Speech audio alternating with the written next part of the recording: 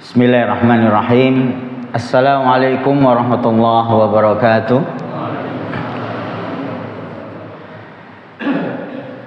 Alhamdulillahi rabbil alamin. Wa bihi nasta'inu ala umuri dunya waddin. Wa sallallahu ala nabiyyina Muhammadin wa ala alihi wa sahbihi wa man tabi'ahum bi ihsanin ila yaumiddin. Yaqulu Allah Ta'ala fi kitabihil karim, Ya ayyuhalladzina amanu taqullaha haqqa tuqatih wa la tamutunna illa wa antum muslimun. Rabbi shrah li sadri wa yassir li amri wahlul 'uqdatam min lisani yafqahu qawli. Allahumma anfa'na bima 'allamtana wa 'allimna ma yanfa'una wa zidna 'ilman. Amma ba'd. Jamaah salat maghrib Masjid Baitul Jannah nggih leres nggih, yang semoga senantiasa dirahmati oleh Allah Subhanahu wa taala.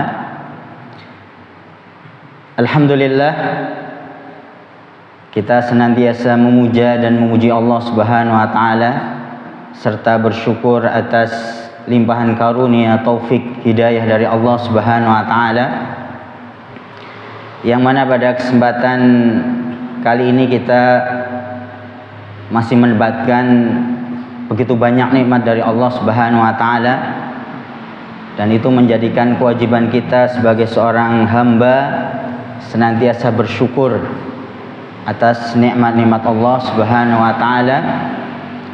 Sekaligus kita juga sebagai seorang hamba senantiasa berharap dan berdoa kepada Allah Subhanahu wa taala agar amal ibadah kita, baik yang wajib maupun yang sunnah, itu diterima di sisi Allah Subhanahu wa taala, menjadi pemberat timbangan kebaikan kelak ketika kita menghadap kepada Allah Subhanahu wa taala. Salawat beriring salam semoga senantiasa terhaturkan, tercurahkan kepada Nabi Agung Nabi kita Nabi Muhammad sallallahu alaihi wasallam, dan juga kepada keluarga, sahabat, serta orang-orang yang senantiasa istiqamah mengikuti ajaran beliau hingga hari kiamat. Bapak-bapak, ibu-ibu yang semoga senantiasa dirahmati oleh Allah Subhanahu wa taala, senang sekali pada kesempatan kali ini bisa bermuajahah, ya, berkumpul dengan jemaah yang ada di Masjid Baitul Jannah, ya. Mungkin ini pertama kalinya saya ikut ngaji dengan bapak-bapak ibu sekalian di sini, ya. Dan saya di sini diamanahi oleh takmir untuk menggantikan beliau Al-Ustaz Arif Hidayatullah, yang mana beliau sedang safar umroh. Semoga beliau dijaga oleh Allah Subhanahu wa taala, ya, bisa kembali, ya, ke rumahnya dan nanti bisa terus taklim di masjid ini, gitu. Sebelumnya mungkin sedikit perkenalan apa nggih. Saya dikrisiki sama Pak Takmir sebelum materi, mungkin ada sedikit perkenalan. Perkenalkan, akhukum fillah, saya nama saya Firman, ya, Firman Maulana. Kulo asli tiang Banyumas, Pak, Bu, ya. Kalau kecil saya di Baturaden. Dulu saya tinggal di Kemutuk Lor. Karena bapak ibu saya bekerja di peternakan Baturaden, ya. peternakan sapi. Jadi hampir tiap hari minum susu sapi dulu waktu kecil saya. Dulu tinggal di Baturaden, tapi sekolah saya di Purwokerto, Pak. Saya sekolah di Purwokerto dulu, TK, SD di Al-Irsyad Purwokerto. Kalau SD-nya di SD 2 di Jatiwinangun. Kemudian setelah lulus SD saya mondok di Solo. Di Solo itu SMP. Kemudian di Solonya dulu di Ngruki saya, Pak. Di Al-Mu'min. Pernah dengar pondok Ngruki nggih? Nah, Pak Ustadz Abu Bakar Ba'asyir. Tapi saya semenjak mondok di sana belum pernah bertemu dengan beliau, ya. Kan dulu ketika saya masuk itu beliau di luar negeri, ya, di Malaysia atau di mana. Jadi belum pernah ketemu. Kemudian setelah lulus SMP saya pindah ke Salatiga, masih mondok juga di Al-Irsyad Tengaran. Ya. Itu jenjang SMA. Dulu SMA saya 4 tahun. Bukan karena nggak naik kelas gitu ya, tapi karena memang sebelum masuk jenjang SMA itu ada persiapan bahasa, disebutnya I'dadul Lughah, I'dad Lughawi. Itu 1 tahun, jadinya SMA-nya 4 tahun. Setelah itu lulus SMA, ya kalau di pondok itu biasanya ndak langsung bisa kuliah, tapi ada pengabdian, tugas mengajar. Jadi kalau bapak-bapak, ibu-ibu yang punya putra atau putri di pondok itu ya jangan kaget, setelah lulus SMA nggak mesti bisa langsung kuliah, tapi ada yang namanya latihan ngajar gitu ya selama 1 tahun. Ya hampir beberapa pondok seperti itu ya. Dulu ngajar saya setahun di Sukabumi, namanya ada Ma'had Al-Maktub di Sukabumi, Cisaat. Itu 1 tahun. Tapi anehnya 1 tahun di Sunda, tapi nggak bisa ngomong Sunda saya, karena tinggal di dalam komplek gitu. Setelah lulus setelah selesai ngabdi baru saya dapat ijazah, karena syarat mendapatkan ijazah dulu harus ngajar dulu. Waktu itu saya kemudian lanjut daftar coba ikut ujian di Libya Jakarta, dan alhamdulillah diterima gitu, naik katut ya. Jadi terus saya kuliah di Jakarta selama agak lama, Pak, 7 tahun saya ya. Karena dari dasar ya, dari ngambil I'dad Lughawi dulu ya. Padahal ya di pondok sudah belajar bahasa Arab, tetapi ngulang lagi ya. Itu ya. Kemudian 3 tahun itu bahasa, kemudian 4 tahun saya kuliah di jurusan syariah, lulus kemudian pulang. Saya sempat ngajar di Al-Irsyad kembali, dulu saya sekolah ngajar di Al-Irsyad Purwokerto, itu saya 3 tahun ngajar. Dulu sempat di SMP dan juga sempat di SD juga pernah ya. Dan juga pernah ngajar di Ma'had Zamzam di Cilongok, saya juga pernah. Terus di Mu'alimin Purwokerto saya juga pernah. Di UMB saya pernah, di Ma'had Al-Imam Malik saya juga pernah ngajar di sana. Kalau sekarang lebih banyak ngajarnya di Banyumas, Pak, di Pondok An-Naba namanya, di Banyumas. Ya sampai sekarang alhamdulillah bisa bertemu dengan bapak-bapak ibu sekalian di sini, nyambung ya, saudara gitu nggih. Cekap nggih mungkin untuk perkenalannya. Bapak-bapak, ibu-ibu yang semoga dirahmati oleh Allah Subhanahu wa taala, untuk tema kajian kita pada maghrib ini adalah saya diamanati untuk membawakan tema berupa syarat diterimanya ibadah. Syarat diterimanya ibadah. Mungkin pertanyaannya adalah, apakah setiap ibadah yang dilakukan oleh seorang hamba itu pasti diterima oleh Allah Subhanahu wa taala? Kira-kira semuanya diterima apa enggak? Tidak. Tidak semua amal ibadah yang dilakukan oleh seorang hamba, walaupun dia mungkin adalah seorang yang Islam gitu ya, belum pasti itu diterima oleh Allah Subhanahu wa taala.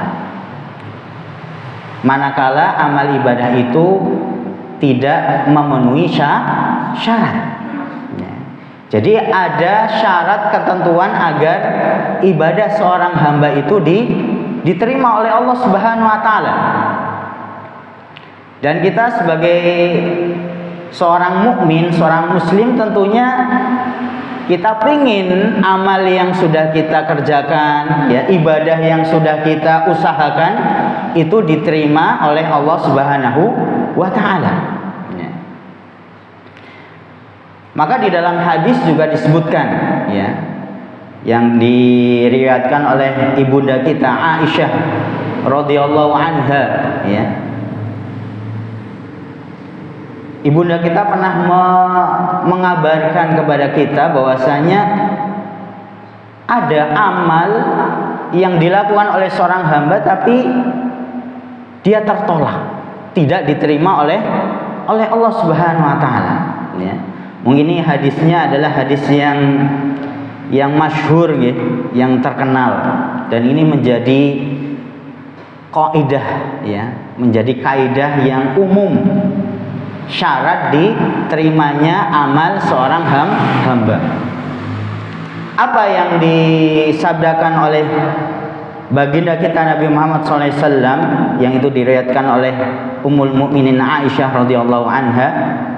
Ini hadisnya masyhur, man amila amalan, ya, man amila amalan, barang siapa yang melakukan suatu amal, ya, ini amal berupa kebaikan ibadah, laisa alaihi amruna fahuwa raddun, yang mana itu tidak diperintahkan, ya, di dalam syariat kita, fahuwa raddun, maka amal itu akan, raddun itu artinya apa?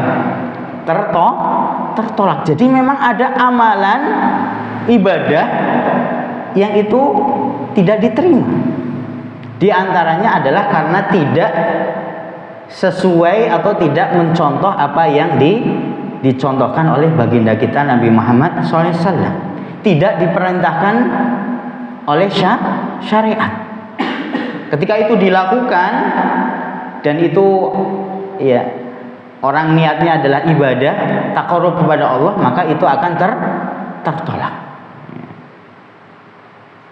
Berarti ada amal yang tidak diterima oleh Allah Subhanahu wa taala karena tidak mencontoh apa yang diajarkan oleh baginda kita Nabi Muhammad SAW. Ada juga dalil yang lain. Ini kan dari hadis, ya. Umpamanya dari Al-Qur'an, ya. Bagaimana Allah itu tidak menerima amal seorang hamba, ya. Mungkin ada yang pernah mendengar ceritanya siapa? Anaknya Nabi Adam alaihissalam, ya. Abul Bashar. Nabi Adam itu kan bapaknya manusia, ya, semuanya, ya. Itu di dalam Al-Quran dikisahkan bagaimana ketika, ya, dua anak Nabi Adam alaihissalam, itu siapa? Qabil dan Habil, ya. Yang mana dua orang itu atau dua anak Nabi Adam itu, mereka berdua berupaya untuk melakukan amal, ya, berupa persembahan, ya, kepada Allah Subhanahu wa taala. itu tidak semuanya kemudian diterima oleh Allah Subhanahu wa taala, ya. Yang mana nanti diceritakan di dalam Al-Qur'an, ya, itu Quran surat Al-Maidah ayat 27, ya. Ini kisahnya Qabil dan Habil, ya, yang mereka berdua melakukan persembahan kepada Allah, ya. Yang mana yang diterima itu persembahannya siapa? Persembahannya si Habil, ya. Dan diceritakan di situ Habil adalah seorang peternak, ya, seorang peternak. Maka ketika itu adalah perintah dari Allah Subhanahu wa taala untuk melakukan amal ibadah, ini kan termasuk ibadah, ya, mempersembahkan sesuatu kepada Allah Subhanahu wa taala.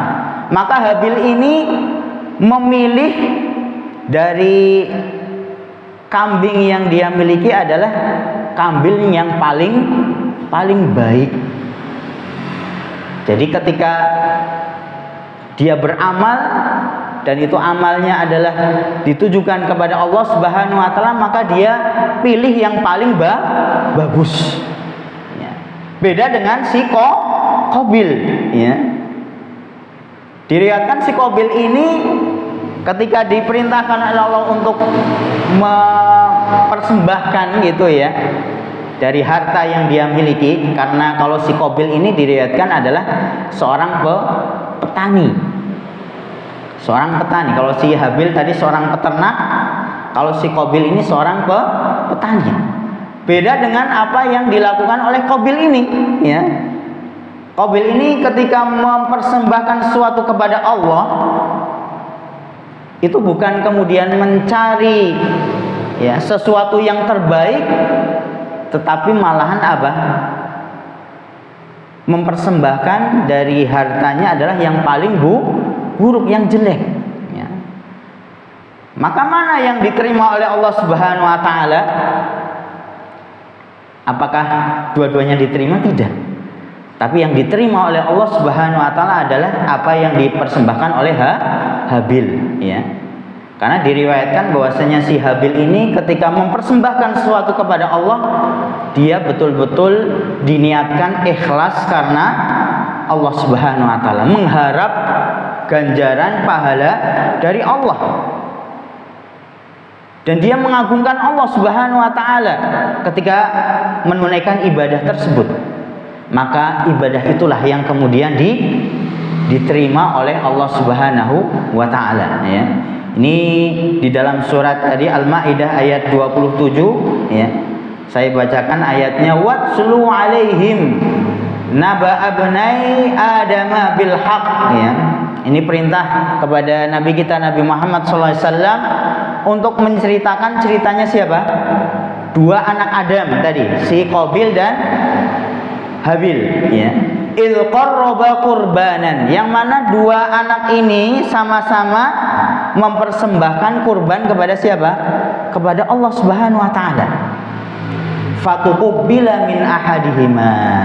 Namun Allah kemudian menerima salah satu kurban dari dua anak Adam itu. Tidak semuanya kemudian diterima oleh Allah Subhanahu wa taala. Walam yutaqabbal minal akhar, tetapi Allah tidak menerima dari yang satunya, ya. Alias yang diterima itu adalah persembahannya siapa? Si Habil, dan persembahannya si Qabil itu tidak diterima, ditolak oleh Allah Subhanahu wa taala, ya. Qala la aqtulannak, ya. Ketika kemudian Qabil tahu kalau persembahannya itu ditolak oleh Allah Subhanahu wa taala dan yang hanya diterima itu siapa? Kurbannya si Habil, maka dia timbul rasa apa? Iri dan dengki, kan gitu. Deneng guninyong ora diterima, ya. Malahan hanya si Qabil saja yang diterima. Diriwayatkan pada saat itu ketika kurban itu dipersembahkan, ya, itu kalau diterima itu akan datang seperti kilat, ya, kilat yang menyambar kemudian yang dipersembahkan itu hilang gitu ya. Nah, ternyata yang disambar itu punyanya si Habil yang tadi. Dia memilih sesuatu yang paling baik karena dia betul niatkan itu ikhlas karena Allah itu adalah perintah Allah Subhanahu wa taala, maka harus ditunaikan dengan sebaik-baiknya. Maka tadi ketika timbul rasa iri, ya, dengki, maka sampai Qabil ini berkeinginan untuk membunuh siapa? Membunuh Habil. Qala la aqtulanna, sungguh ini berkata siapa? Qabil, aku akan membunuhmu wahai Habil. Dan di sini di akhir ayat ini kita bisa mengambil pelajarannya adalah qala innama yataqabbalullahu minal muttaqin, ya. Dijawab oleh Habil ini karena si Qabil itu kan berarti dalam keadaan marah, ya. Tapi tidak kemudian dibalas oleh Habil dengan menyalahkan si Qabil. Loh, kamu korbannya nggak benar, nggak seperti itu. Nanti kan tambah marah, ya. Tetapi apa yang dikatakan oleh Habil? Qala innama yataqabbalullahu minal muttaqin. Sesungguhnya Allah itu akan menerima, ya, persembahan atau ibadah seorang hamba itu dari orang-orang yang muttaqin, orang-orang yang bertakwa, ya. Jadi amal ibadah yang akan diterima oleh Allah Subhanahu wa taala itu adalah bersumber atau berasal dari orang-orang yang bertakwa. Dan ciri dari orang yang bertakwa adalah mentauhidkan Allah Subhanahu wa taala, ya. Makanya di antara syarat, ya, ini syarat yang utama, ya, yang menjadikan amal ibadah seorang hamba itu diterima oleh Allah Subhanahu wa taala adalah yang pertama dia mentauhidkan Allah Subhanahu wa taala, ya. Beriman kepada Allah Subhanahu wa taala, ya. Apakah ada dalilnya? Ya, di antaranya tadi dalil dari Quran surat Al-Maidah ayat 27, ya. Apakah ada dalil dari yang lainnya? Ada, ya. Ini saya ambilkan dari kitab, ya, kitab yang itu bersumber dari para ulama Al-Hanafiyah, ya. Jadi di situ disebutkan syarat-syarat diterimanya ibadah seorang hamba. Yang mana yang pertama ini disebutkan ada 3, ya. Walaupun sebetulnya secara umum itu syarat diterimanya ibadah seorang hamba itu ada 2, ya. Ada yang menyebutkan 2, ada yang 3. Sebetulnya sama, ya. Yang pertama itu, ya, 2 syarat itu ada yang digabungkan menjadi 1, ya. Nah, ini kita akan sebutkan di sini dalil yang menyebutkan bahwasanya keimanan mentauhidkan Allah Subhanahu wa taala itu adalah syarat amal seorang hamba itu akan diterima, ya. Ini di dalam surat Al-Isra ayat 19, ya. Quran surat Al-Isra ayat 19. Allah Subhanahu wa taala berfirman, "Wa man aradal akhirah." Wa man aradal akhirah. Barang siapa yang menginginkan kehidupan akhirat, yaitu balasan di akhirat, ya. Wa sa'alaha sa'yaha. Kemudian dia berusaha untuk beramal mewujudkan keinginannya, ya. Karena dia ingin mendapatkan ganjaran di akhirat. Kalau ganjaran di akhirat itu napa, Bapak Ibu-ibu? Berupa surga. Maka orang ketika kemudian menginginkan balasan berupa surga, dia berusaha untuk beramal, mewujudkan keinginannya itu mendapatkan surga, ya. Wa man aradal akhirah wa sa'alaha sa'yaha. Dia berusaha bersungguh-sungguh dengan beramal, bertaqarrub kepada Allah Subhanahu wa taala, menjalankan perintah-perintah Allah, ya. Dia ingin mendapatkan ganjaran nanti di akhirat. Wa huwa mu'min, ya. Dan orang itu beriman kepada Allah Subhanahu wa taala. Faulaika kana sa'yuhum mashkura. Merekalah orang-orang yang nanti akan dibalasi oleh Allah Subhanahu wa taala. Merekalah orang-orang yang akan mendapatkan ganjaran dari Allah Subhanahu wa taala. Ya. Nah, di sini ada kata-kata apa? Wa huwa mu'min, ya. Barang siapa yang menghendaki pahala ganjaran di akhirat, kemudian dia beramal soleh, tapi di sana disyaratkan apa? Wa huwa mu'min, dan dia adalah orang yang mukmin, beriman kepada Allah, mentauhidkan Allah Subhanahu wa taala. Faulaika kana sa'yuhum mashkura. Maka merekalah orang-orang yang nanti mendapatkan balasan dari Allah Subhanahu wa taala.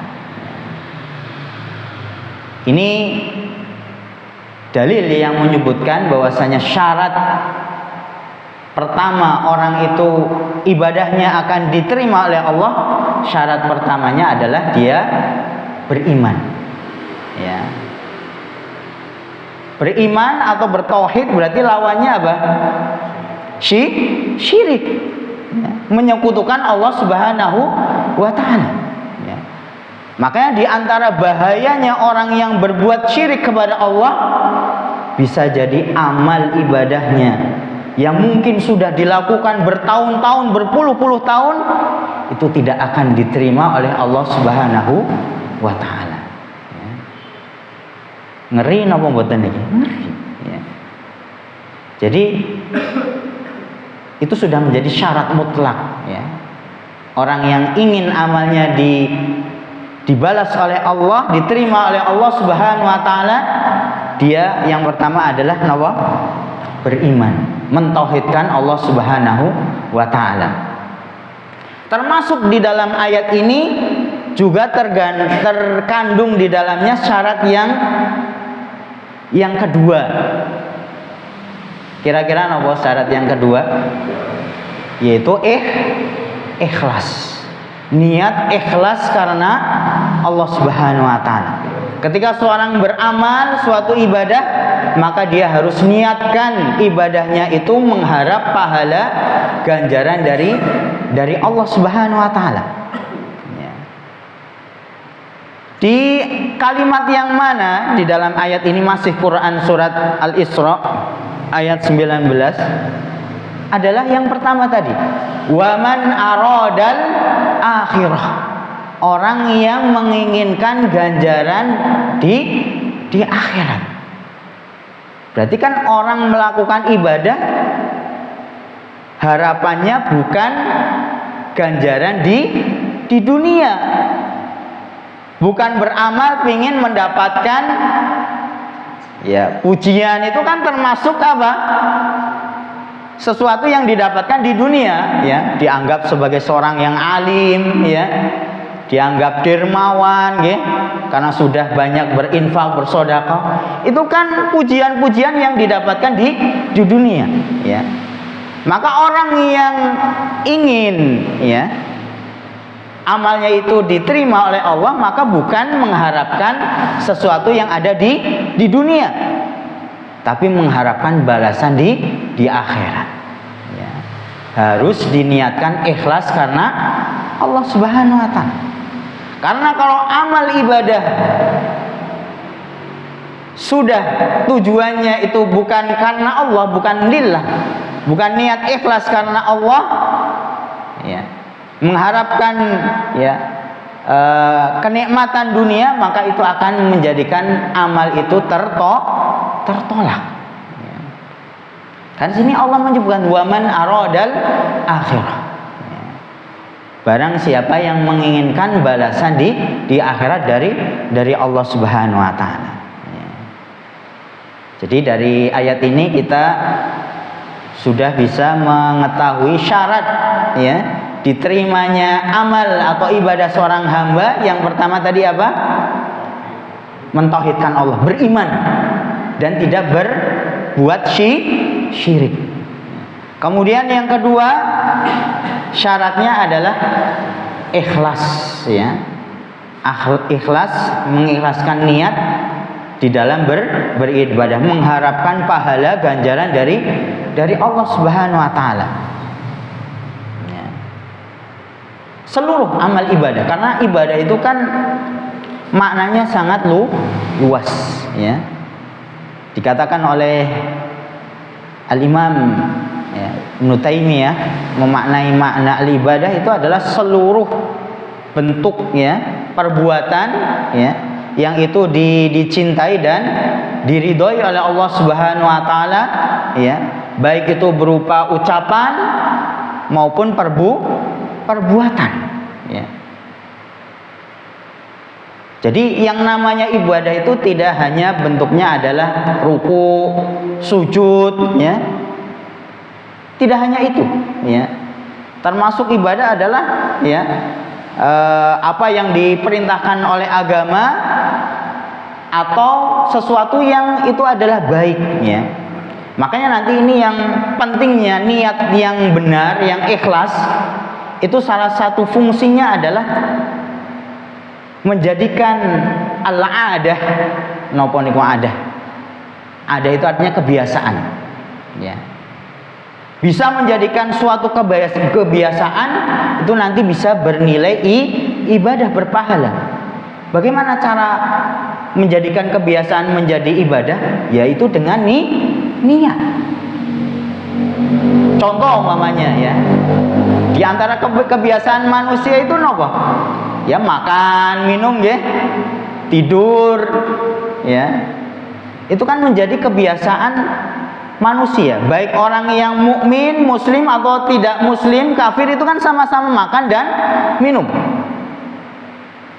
Namun ketika seorang mukmin kemudian ketika dia makan, ya, dia mengucapkan bismillah, kemudian dia niatkan dengan makannya ini menjadikan supaya badannya itu kuat, nggak lemes gitu, ya, sehingga bisa menunaikan perintah-perintah Allah, bisa sholat, ya, bisa mendatangi masjid, sholat dengan berjamaah, sholat fardu yang 5 waktu di masjid.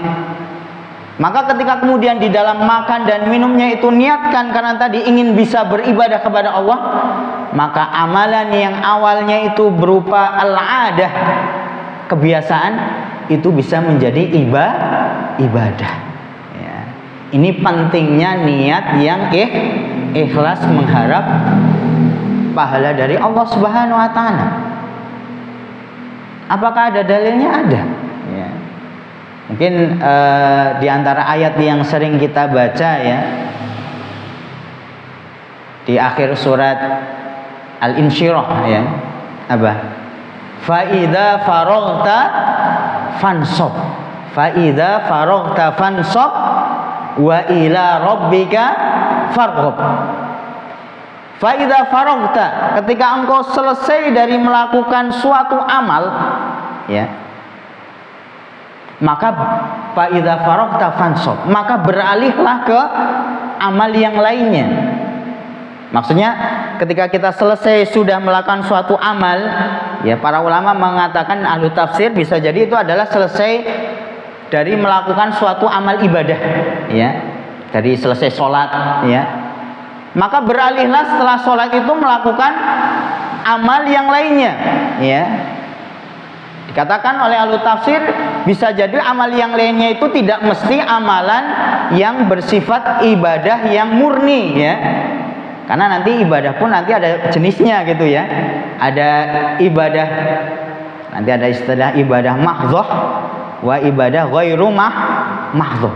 Mahdhah itu artinya adalah yang murni, itu adalah ibadah yang ditujukan untuk mengagungkan Allah Subhanahu wa taala. Dan itu sudah ada panduannya, sudah ada contohnya dari baginda kita Nabi Muhammad SAW, ya. Nah, di dalam ayat ini, ya, ketika seseorang itu kita diperintahkan oleh Allah, ketika selesai dari suatu amalan, bisa jadi itu adalah amalan ibadah, maka beralihlah kepada amalan yang lainnya. dan itu bisa jadi adalah amalan yang berupa dunia. Ya, amalan dunia seperti apa? Ya, seperti bapak-bapak umpamanya pergi di pagi hari untuk mencari nafkah, bekerja, berdagang, nggih.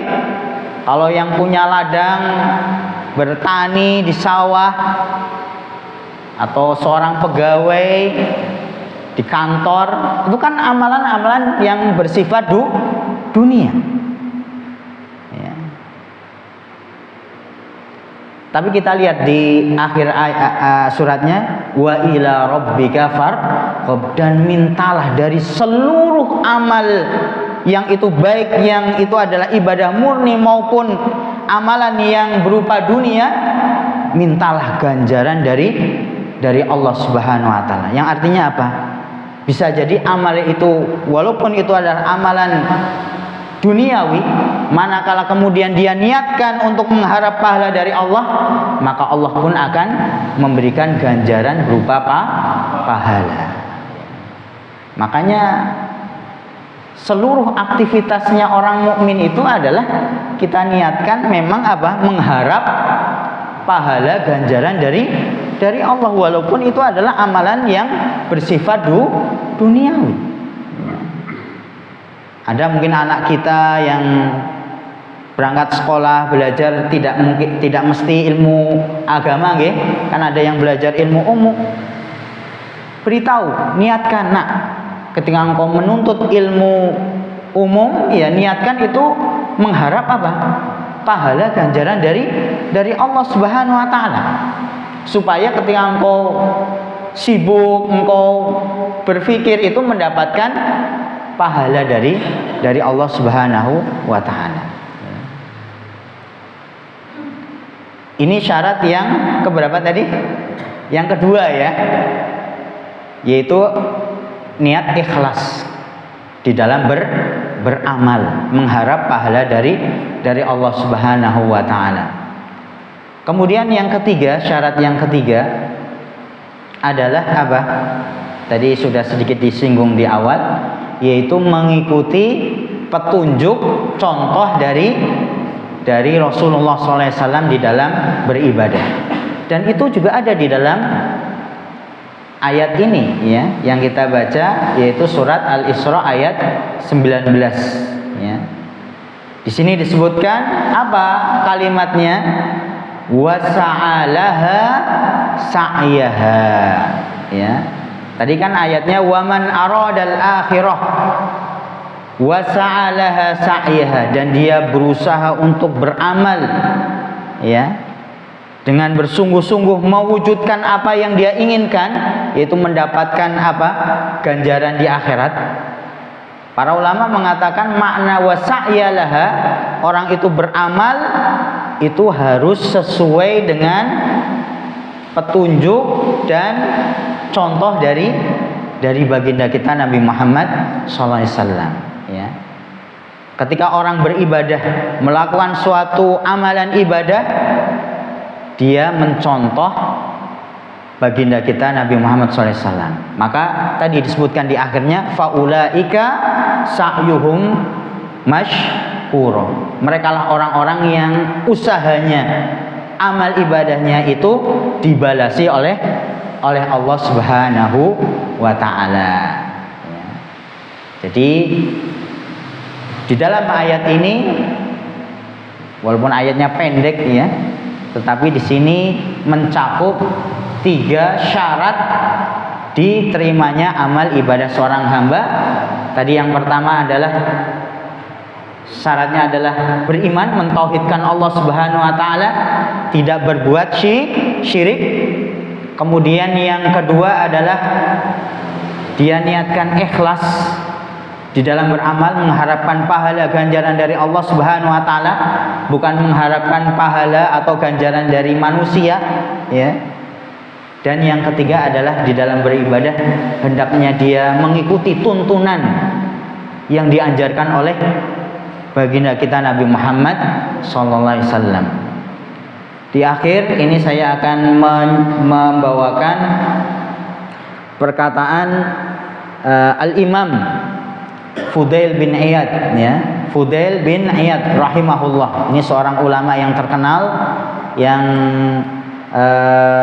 hidup di sekitar tahun 1080 ya. Bukan 1000, berarti 180-an Hijriah ya. Berarti masih di generasi awal nggih.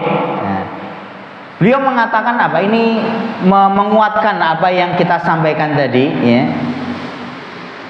Beliau mengatakan Al-Imam Fudail bin Iyad ini mengatakan al-amalul hasan ya, amalan yang baik ya, atau ciri amalan yang baik yang itu diterima oleh Allah Subhanahu wa taala, huwa akhlasuhu wa aswabuhu.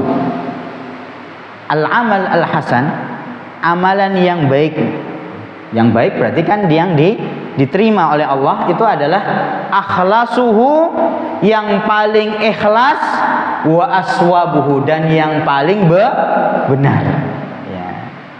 Secara tidak langsung Al-Imam Fudail ini ingin mengatakan syarat amal itu diterima oleh Allah adalah harus didasari dengan ikhlas dan harus benar. Ya. Kan gitu.